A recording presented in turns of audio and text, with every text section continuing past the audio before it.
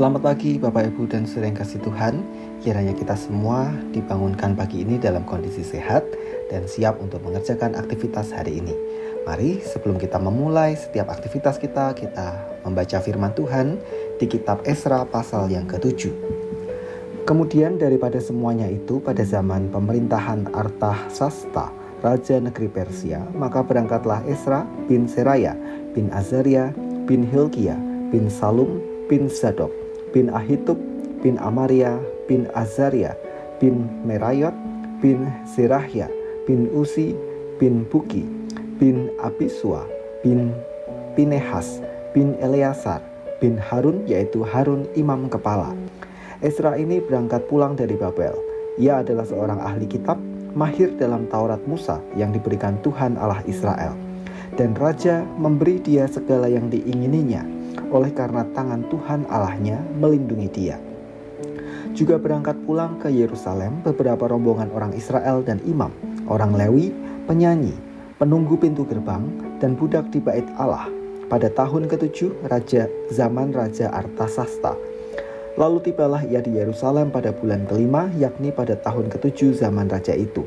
Tepat pada tanggal 1 bulan pertama, ia memulai perjalanannya pulang dari Babel, dan tepat pada tanggal 1 bulan ke-5, ia tiba di Yerusalem, oleh karena tangan Tuhan, tangan murah Allahnya itu melindungi dia. Sebab Esra telah bertekad untuk meneliti Taurat Tuhan dan melakukannya serta mengajar ketetapan dan peraturan di antara orang Israel. Inilah salinan surat yang diberikan Raja Artasasta kepada Esra, imam dan ahli kitab itu, yang ahli dalam perkataan segala perintah dan ketetapan Tuhan bagi orang Israel. Artasasta, raja segala raja, kepada Esra, imam dan ahli Taurat Allah semesta langit dan selanjutnya. Maka sekarang olehku telah dikeluarkan perintah bahwa setiap orang di dalam kerajaanku yang termasuk orang Israel awam, atau para imamnya, atau orang-orang Lewi, dan yang rela pergi ke Yerusalem, boleh turut pergi dengan engkau. Oleh karena engkau disuluh raja serta ke-7 orang penasihatnya untuk mengadakan penyelidikan mengenai Yehuda dan Yerusalem dengan berpedoman kepada hukum Allahmu yang menjadi peganganmu, dan untuk membawa perak dan emas yang diberikan raja serta para penasihatnya sebagai persembahan sukarela kepada Allah Israel yang tempat kediamannya di Yerusalem, beserta segala perak dan emas yang akan kau peroleh di seluruh provinsi Babel dengan persembahan sukarela yang akan dipersembahkan oleh rakyat dan para imam bagi rumah Allah mereka yang ada di Yerusalem. Maka oleh karena itu haruslah engkau dengan seksama memakai uang itu untuk membeli lembu-lembu jantan, domba-domba jantan, anak-anak domba dengan korban sajiannya dan korban curahannya. Dan haruslah semuanya itu kau persembahkan di atas mezbah di rumah Allahmu yang ada di Yerusalem. Tetapi apa yang dianggap baik olehmu dan oleh saudara-saudaramu untuk diperbuat dengan perak dan emas yang selebihnya, boleh kamu perbuat sesuai dengan kehendak Allahmu. Hanya perlengkapan-perlengkapan yang diserahkan kepadamu untuk ibadah di rumah Allahmu, sampaikanlah itu ke hadapan Allah di Yerusalem. Dan yang lain yang masih diperlukan untuk rumah Allahmu, yang pembayarannya menjadi tanggunganmu, itu boleh kau bayar dari perbendaharaan kerajaan. Kemudian aku, Raja Artasasta, telah mengeluarkan perintah kepada semua bendahara di daerah seberang sungai Efrat begini: segala yang diminta daripadamu oleh Imam Esra, ahli Taurat Allah semesta langit, haruslah dilaksanakan dengan seksama, dengan memakai perak sampai jumlah 100 talenta, gandum sampai jumlah 100 kor, anggur sampai jumlah 100 bat, minyak sampai jumlah 100 bat, dan garam tidak terbatas.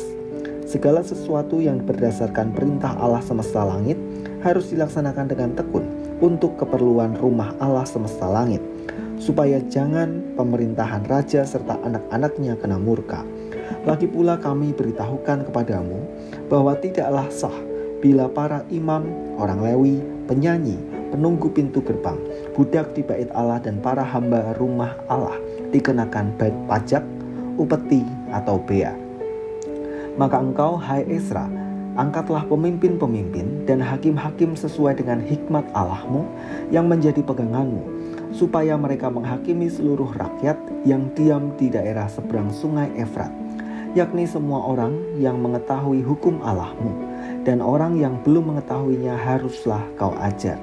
Setiap orang yang tidak melakukan hukum Allahmu dan hukum raja harus dihukum dengan seksama, baik dengan hukuman mati maupun dengan pembuangan, dengan hukuman denda atau hukuman penjara. Terpujilah Tuhan Allah nenek moyang kita, yang dengan demikian menggerakkan hati raja, sehingga ia menyemarakkan rumah Tuhan yang ada di Yerusalem, dan membuat aku disenangi oleh raja dan penasehat-penasehatnya, serta segala pembesar raja yang berkuasa. Dipercaya oleh karena ketekunan. Esra telah diangkat menjadi orang kepercayaan Artasasta, Raja Persia itu. Ia dipercaya untuk memimpin pembangunan Bait Allah di Yerusalem. Meskipun ada banyak tantangan yang menghadapi, Esra tidak menyerah. Alih-alih meratapi nasib di pembuangan, Esra si ahli kitab itu meneliti dengan tekun Taurat Musa. Ketekunan Esra pada akhirnya membuahkan hasil, yaitu perkenanan Tuhan. Tuhan menggerakkan hati Raja Artasasta sehingga Esra memperoleh semua yang diperlukan untuk pembangunan Bait Allah. Maka kita bisa menyimpulkan dan belajar bahwa jika Esra menjadi orang kepercayaan Raja Artasasta, tidak bisa dilepaskan dari ketekunannya mempelajari Taurat. Segala pencapaian dan perolehan kita sejatinya adalah bagian dari buah ketekunan hidup sebagai umat Tuhan. Mari kita berdoa. Kami mengucap syukur Tuhan karena firman-Mu mengingatkan kepada kami bahwa setiap ketekunan yang kami kerjakan untuk hidup sebagai umat-Mu pada akhirnya akan membuahkan hasil yang menjadi berkat bagi kami untuk kami nikmati. Maka tolong kami ya Tuhan, agar kami tetap setia bertekun di dalam Tuhan. Kami menyerahkan aktivitas kami sepanjang hari ini, kiranya Tuhan memberkati. Di dalam nama Tuhan kami Yesus Kristus kami berdoa. Amin.